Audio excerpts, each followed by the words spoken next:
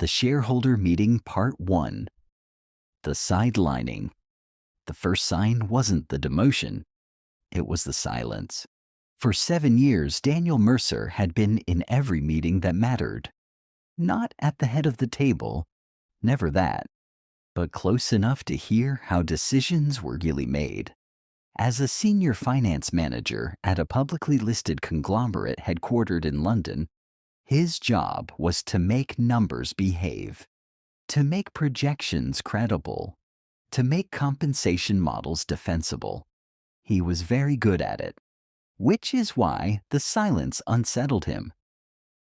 The Executive Compensation Review Committee met every quarter.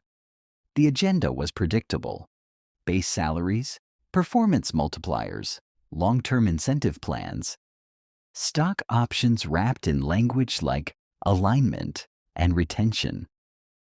Daniel prepared the models. He stress-tested the assumptions. He made sure the math held up when auditors looked closely. This time, the calendar invite never came. At first, he assumed it was an oversight. Assistants made mistakes. Calendars shifted. But when he checked the internal portal, the meeting had already happened. Minutes posted, decisions ratified, without him. The figures jumped out immediately. CEO compensation up 38% year on year. 3 other executives above benchmark. Bonuses paid against strategic milestones that had not been disclosed to shareholders. Daniel felt the familiar tightening behind his eyes, the sensation that came when the numbers told a story no one wanted to hear. He pulled the filings, then the subsidiary reports, then the footnotes. That was when he saw the offshore entities. They were structured cleanly, too cleanly. Caribbean-registered holdings with European directors. Performance vehicles tied to internal benchmarks that never appeared in public disclosures. Individually, they were defensible. Together they formed a pattern. A compensation architecture designed not to reward performance, but to hide extraction. Daniel did not confront anyone immediately. That would have been amateurish. Instead, he documented, built timelines, cross-referenced dates against board approvals and internal memos. When he finally requested a meeting with his line manager, the response came within minutes. "Let's talk later this week." They talked the next day. The office was glass-walled, designed to suggest transparency without offering it. His manager listened, nodded, and said very little. "You're reading too much into it," she said finally. "These structures were vetted." "By whom?" Daniel asked. There was a pause, short but measurable. "External advisors." "Which ones?" Another pause. "We don't need to go down this road." That was the moment Daniel understood something fundamental. This wasn't ignorance, it was intent. The reassignment? 2 weeks later, HR called. The language was precise, neutral, almost kind. Organizational realignment. Optimizing talent. New strategic priorities. Daniel was being reassigned to a special projects unit reporting 2 levels below his previous role. Same salary, same title on paper. No direct access to executive committees. No exposure to compensation or governance. A professional sidelining. He did not protest. People who protest make noise. Noise attracts attention. Attention invites scrutiny. And scrutiny at this stage would have been premature. Instead, Daniel thanked them. He packed his desk carefully, took only personal items, left everything else behind. No dramatic exits. No whispered conversations. Colleagues noticed, of course, but corporate memory is shallow.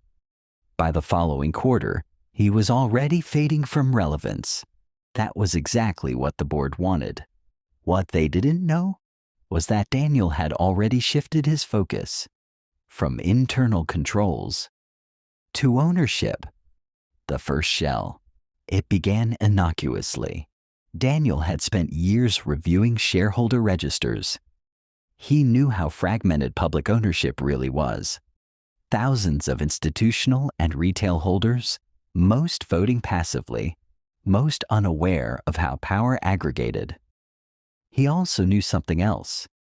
Below the headline, shareholders were layers of nominee accounts, custodians, trusts, vehicles whose names meant nothing but whose votes counted just the same. He created the first entity with his own savings, and nothing elaborate. A holding company incorporated through a reputable European jurisdiction, transparent enough to pass scrutiny, boring enough to avoid attention. Its purpose? Acquire small voting positions, not enough to trigger disclosure thresholds, not enough to move markets, just enough to exist. He didn't buy shares directly. He acquired instruments, convertibles, options embedded in funds, positions that settled quietly. Then he waited. The assumption of neutralization. Inside the company, Daniel became a non-issue. He attended meetings no one important attended, produced reports no one read, submitted analysis that disappeared into shared drives. Executives referred to him occasionally. He was smart, one said. Too rigid, said another. Didn't understand the bigger picture. The bigger picture, as they understood it, was growth without friction. Daniel let them believe the story they told themselves. While they focused on quarterly earnings calls and press releases, he focused on the register, on voting rights, on the slow, quiet consolidation of influence. One shell became two. Two became five. Five became a network, each legally independent, each professionally managed, each invisible in isolation. Together they were something else. Daniel Mercer had been removed from the room where decisions were announced, but he had never left the room where decisions were counted. And the annual shareholder meeting was only 8 months away. Part 2.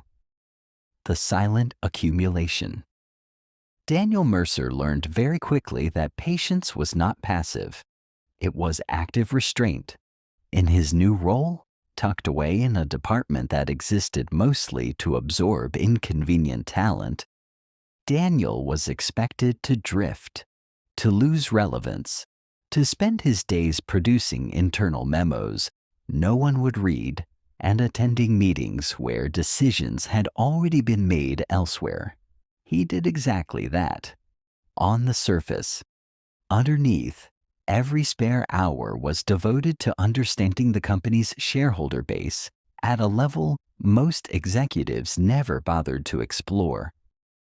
Public companies like to pretend ownership was simple. It never was.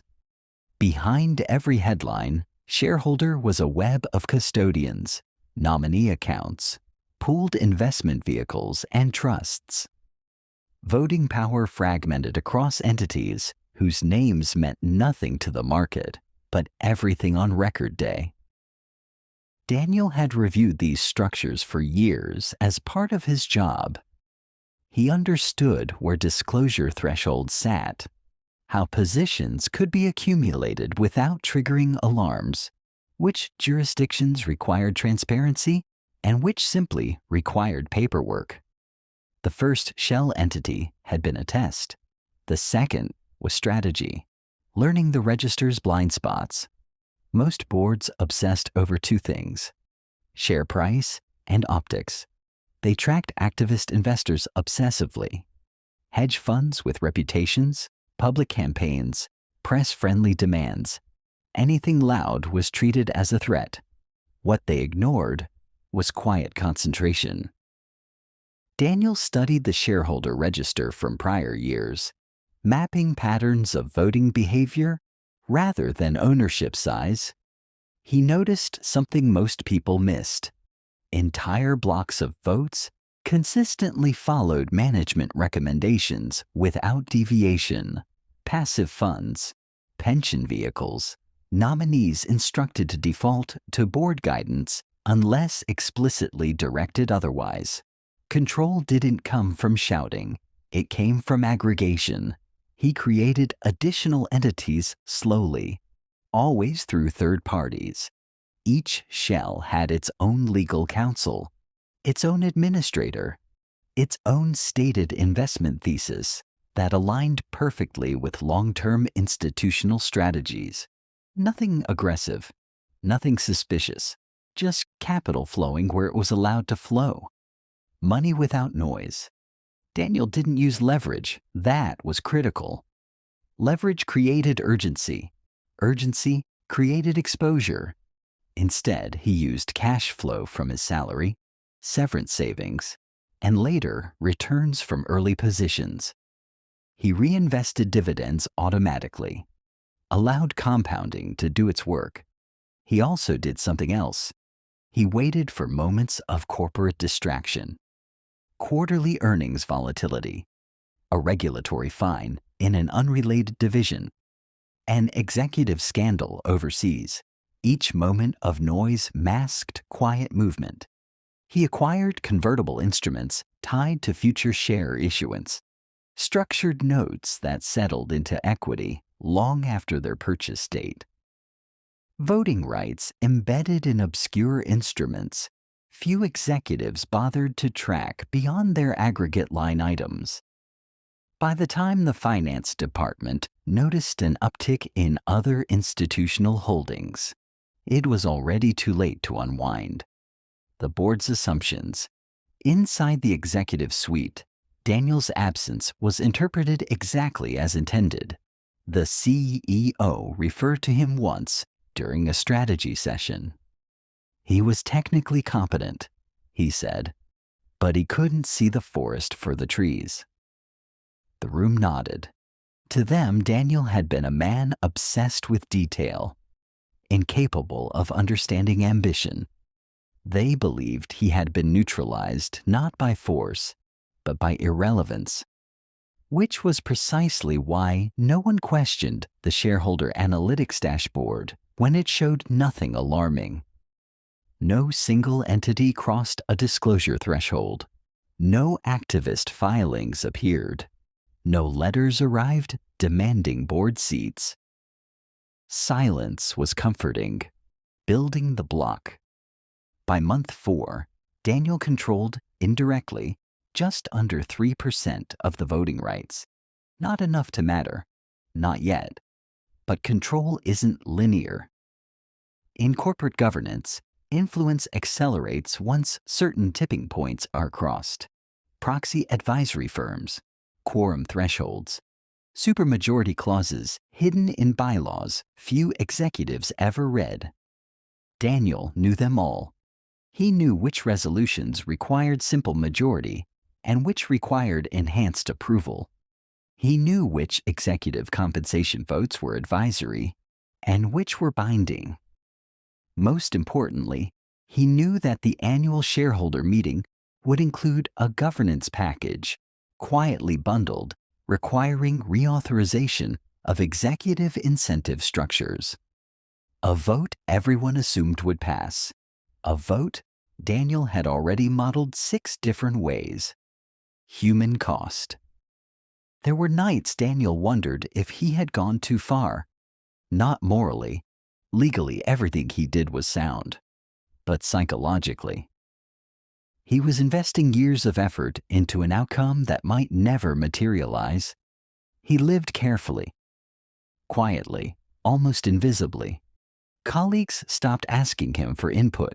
Friends assumed he had plateaued. Even family noticed his restraint.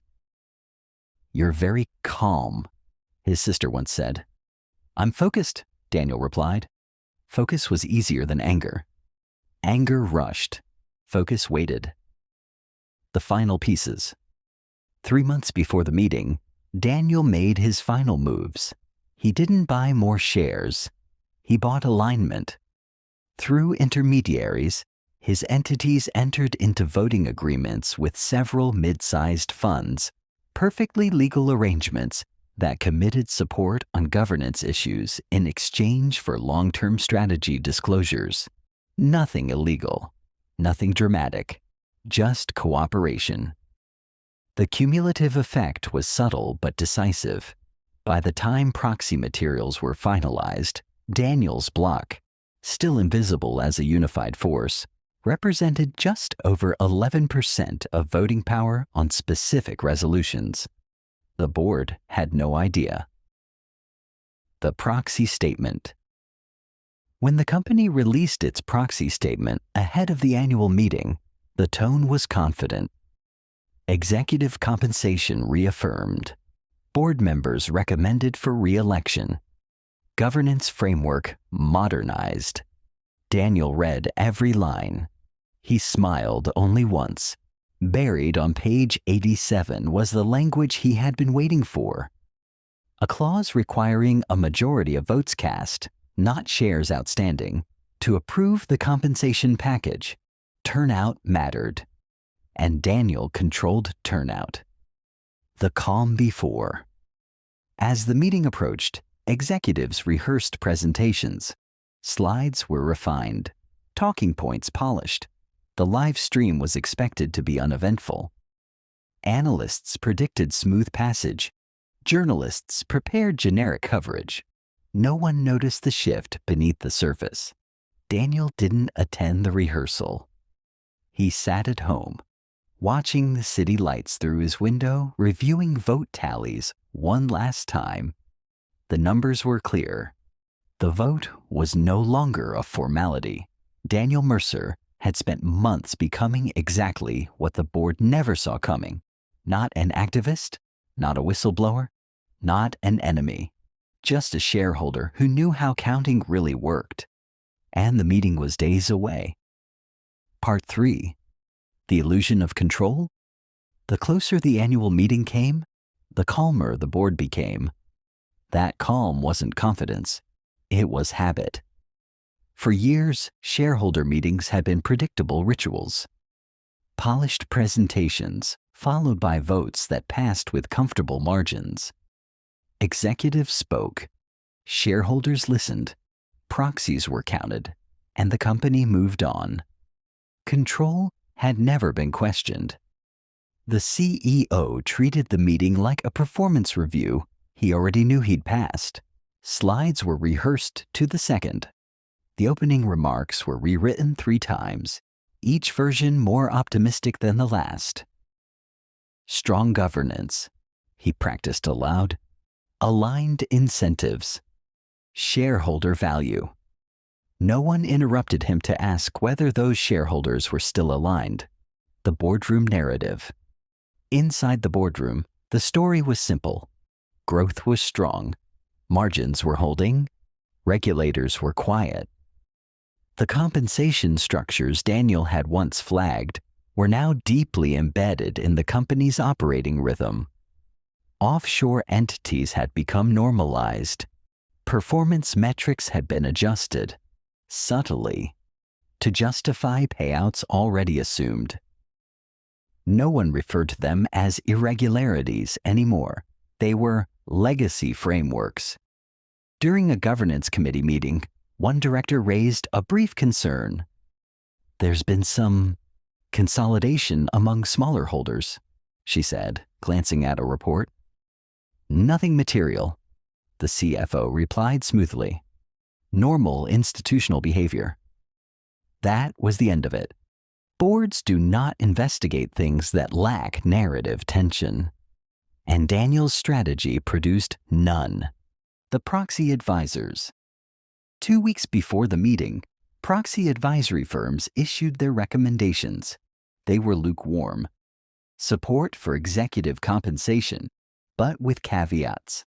Support for board re-election, but noting governance complexity. Nothing alarming. The board breathed easier. They interpreted neutrality as endorsement. What they failed to notice was how advisory guidance influenced turnout, not opinion. Many institutional holders defaulted to abstention on issues flagged as complex. Abstention lowered the total votes cast. Daniel had modeled this precisely. Lower turnout didn't weaken his block, it strengthened it. Daniel's distance. Daniel did not attend any preparatory sessions.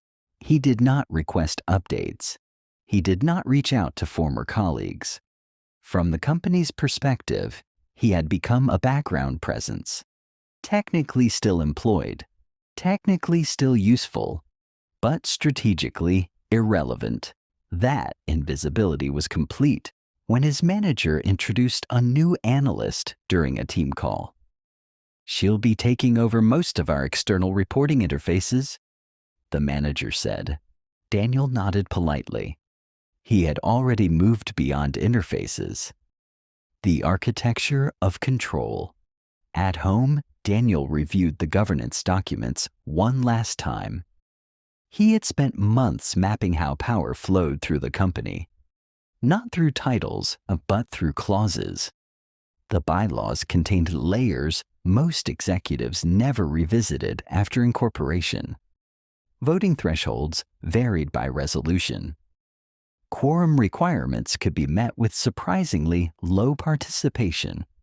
And buried deep within the compensation approval language was the clause that mattered most. Approval requires a majority of votes cast at the meeting, not a majority of outstanding shares, not a majority of registered holders. Votes cast, which meant abstentions didn't count. Daniel had ensured many would abstain. The human blind spot executives rarely understand how their own incentives shape their perception. The CEO believed strongly in his own narrative, that he was delivering value, that compensation reflected performance, that criticism came only from those who didn't understand scale. He was not malicious. He was insulated. That insulation extended to the CFO, whose models justified decisions after the fact, and to the board members, whose reputations were tied to continuity rather than disruption. None of them imagined that a mid-level finance executive they had sidelined could alter the outcome of a public vote. That assumption was the board's greatest vulnerability. The night before. The evening before the meeting, Daniel logged into the secure voting portal through an intermediary dashboard. He didn't vote yet. He checked confirmations. Each entity in his network had acknowledged receipt of proxy materials. Voting instructions were queued. Some were automatic. Others required manual release. Everything was in place.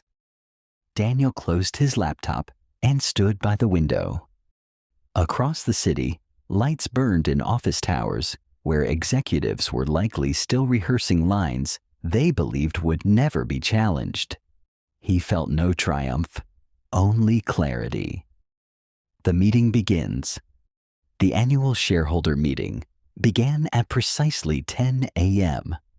The live stream opened with music, generic, aspirational. A drone shot of the headquarters building faded into the CEO at the podium. "Good morning," he said, smiling into the camera. "Thank you for joining us from around the world." Daniel watched from a private feed. So did thousands of investors. The CEO spoke confidently. Performance slides rolled. The numbers were impressive, carefully curated, beautifully presented. Questions were pre-screened. Nothing difficult. The votes. When the meeting reached the governance section, the CEO's tone shifted slightly. "Before we move on," he said, "we'll now address the proposed resolutions." The screen displayed the compensation package. The CEO paused, just long enough to signal that approval was expected. "Management recommends approval," he said. Daniel released the first wave of votes. One by one, his entities submitted instructions. Approve? No. Abstain? No. Against? quietly, instantly, legally. Across the system, the tally began to change. No alarm sounded. No one noticed yet. The number shift. It was subtle at first. The percentage supporting the compensation package dipped, not dramatically, but enough to register. The CFO glanced sideways at the screen. "That's odd," he murmured. "Probably lag," the CEO replied. Daniel released the second wave. Votes cast increased. Opposition grew. The margin tightened. In the control room, technicians adjusted displays. "This will normalize," someone said. It didn't. The pause. When the voting window closed, the CEO smiled, still unaware. "Thank you," he said. "We'll now display the results." The screen refreshed. Approval, 47%. Disapproval, 53%. For half a second, no one spoke. Then a room shifted. The board had spent years believing control was a permanent state. They were about to learn it was provisional. And the live stream was still running. Part 4, the meeting. For a moment, no one moved. The CEO stared at the screen as if it were buffering, waiting for the numbers to correct themselves. 53% against. The figure sat there, immovable, indifferent to his expectations. "Is that final?" he asked, turning slightly toward the CFO. The question wasn't procedural. It was psychological. The CFO leaned toward the technician at the side of the room. "Confirm the count." The technician nodded, eyes already on his monitor. Confirmed. Votes cast only. Quorum met. The CEO's smile faded, replaced by a practiced neutrality that didn't quite reach his eyes. "Well," he said, forcing lightness, "that's unexpected." The live stream continued to roll. Thousands of investors were watching. Damage control and real-time executives are trained to manage crises behind closed doors. This was different. The CEO cleared his throat. "We respect the outcome of the vote," he said. "Management will, of course, review the feedback from shareholders." Daniel watched the body language more than the words. The slight tightening of shoulders. The CEO's hands gripping the podium longer than necessary. The CFO's gaze fixed on the floor. They were recalculating, not strategy, but narrative. Behind them, the next resolution appeared on screen. Board re-elections. The CEO hesitated. Normally, these votes passed automatically, bundled together, waved through with minimal commentary. But now hesitation crept in. "Let's proceed," the CEO said finally. Daniel released the third wave, the second vote. The effect was immediate. Opposition numbers climbed faster this time, as if momentum itself had shifted. Board members watched their own approval ratings dip below safe thresholds. One director leaned toward another and whispered something Daniel couldn't hear but could easily imagine. "Who is doing this?" The votes closed. 2 directors failed to secure re-election. Gasps rippled through the room. Subtle, restrained, but unmistakable. The CEO's composure cracked. "We'll take a brief recess," he announced. 10 minutes. The live stream cut to a holding screen. Daniel exhaled for the first time in hours. Behind the curtain. In the executive lounge, voices rose. "This is an ambush," one director snapped. "We need to know who's behind it," another said. "Check the register, now." The CFO's phone buzzed incessantly as analysts and journalists began calling. Market reaction was swift. The stock dipped, not dramatically, but enough to signal uncertainty.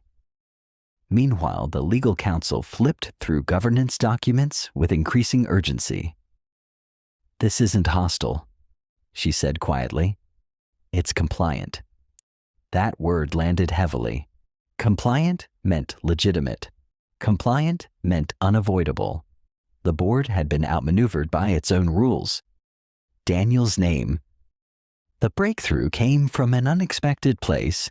A junior analyst in investor relations, sharp, observant, and not yet cynical, noticed a pattern. These entities, she said, pointing to a list of opposing votes. They're separate, but they share something. What? The CFO demanded. They're legal representatives, she replied. Different firms, same coordinator. Silence. The legal counsel's eyes narrowed. Pull employment records, she said. Who had access to these level of detail? Minutes later, a name appeared on the screen. Daniel Mercer. The CFO sank into a chair. No, he said. He's been sidelined for months. Which means, the counsel replied, he's had time. The meeting resumes. When the live stream returned, the tone had changed.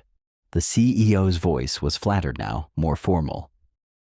Before we conclude, he said, there is an additional matter of governance we need to address.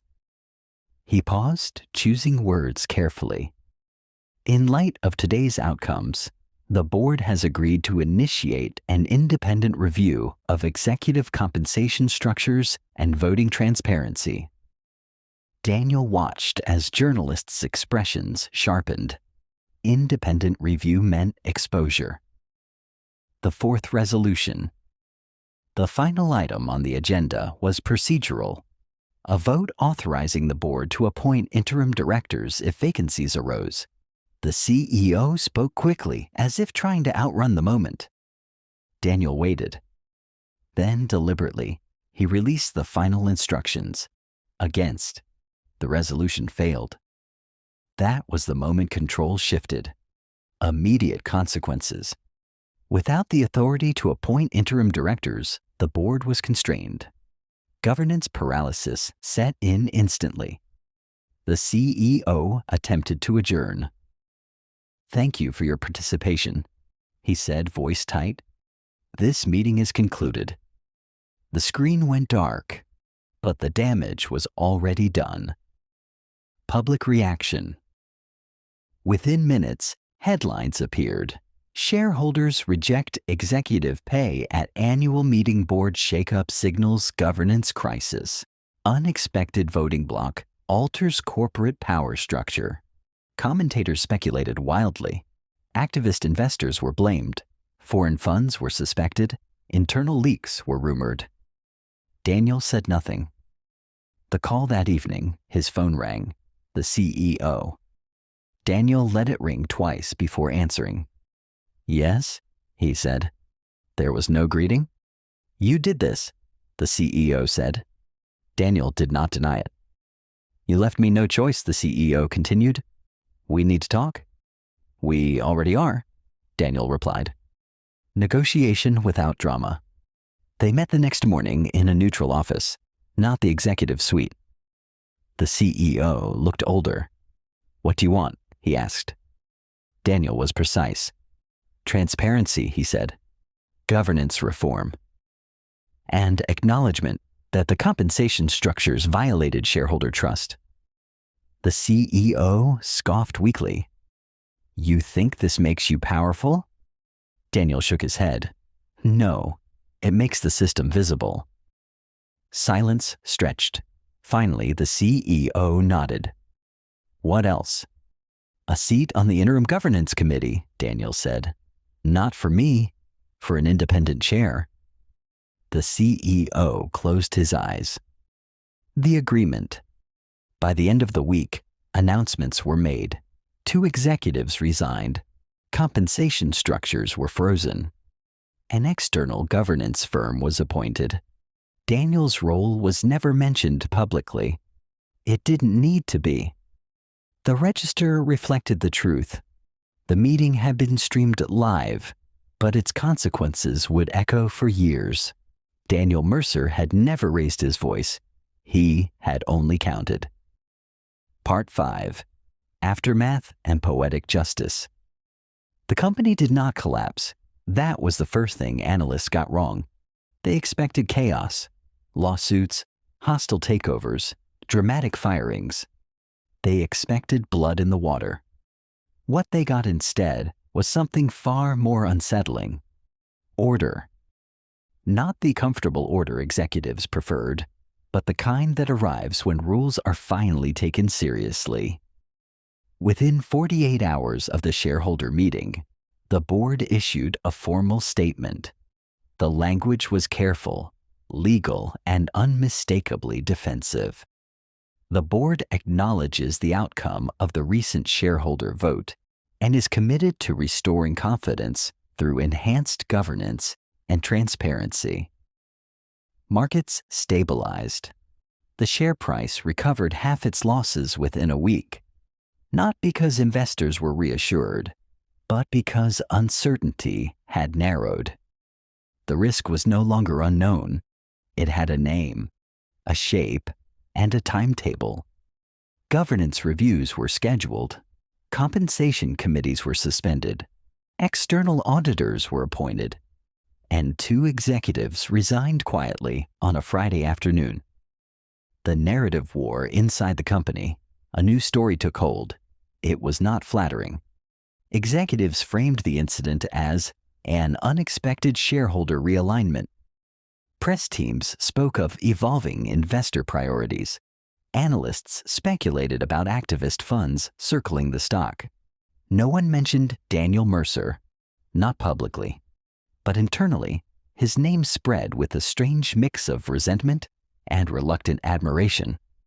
"He outplayed us," one director admitted in a closed session.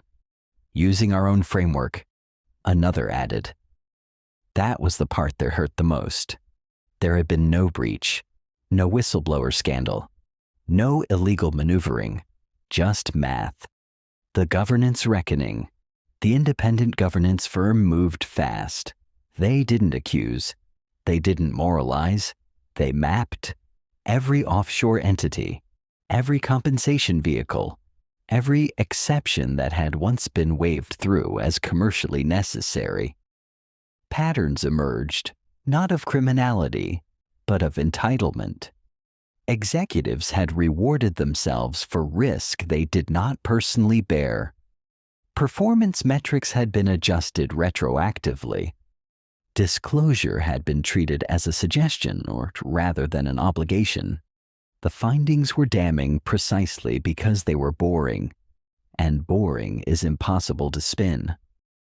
Daniel's position. Daniel never returned to the office. He didn't need to. His employment contract was terminated quietly 3 weeks later. By mutual agreement. He received no severance this time, but he didn't ask for one. He had already achieved what he needed. Through intermediaries, his voting bloc remained intact, but inactive. It did not demand seats. It did not issue statements. It simply existed, a reminder that ownership had consequences. Daniel declined interview requests. He ignored journalists. When asked by a former colleague why he didn't step forward, he answered simply, "Visibility wasn't the goal. The CEO's exit." 3 months after the meeting, the CEO announced his resignation. Not under pressure officially. Not as an admission of wrongdoing. He cited a natural transition point. The board thanked him for his leadership. The stock barely moved. By then, the market had already adjusted to the reality that leadership was provisional, and that governance, once exposed, could not be reburied. Structural change. The most significant change didn't come from resignations. It came from bylaws. The company amended its governance framework to require enhanced disclosure of executive compensation vehicles, stricter approval thresholds, and independent oversight of subsidiary structures. The language Daniel had once recommended, and been ignored for, was adopted almost word for word. No one acknowledged the irony. They didn't need to. The final accounting 6 months later, Daniel reviewed the shareholder register one last time. His entities had begun unwinding their positions gradually, carefully, without signaling intent. The market absorbed the changes easily. Control was no longer necessary. The lesson had been delivered. Daniel closed the file, the one he had been building since the first missed meeting, and archived it. He did not feel triumph. He felt closure. Epilogue. What power really is. The company survived. It would continue to operate, to grow, to reward its leaders. This time within boundaries it could no longer pretend didn't exist. Daniel Mercer moved on. He joined a governance advisory firm months later, not as a partner, not as a public figure, but as someone who understood where power truly lived. Not in speeches, not in titles, not even in boardrooms, but in the quiet architecture of ownership. In registers few people read and rules everyone assumes will protect them until they don't. The vote had never been a formality. It had only been waiting for someone who knew how to count. This is the end. Our team loves it when you subscribe to our channel. Thank you very much for listening. Select now another video in our series of family and company dramas. They are all powerful stories of people coming back stronger after they have been humiliated or hurt by family members or their management. Always make sure you stay strong. Let nobody ever tell you what you are worth. You know the best. Of course.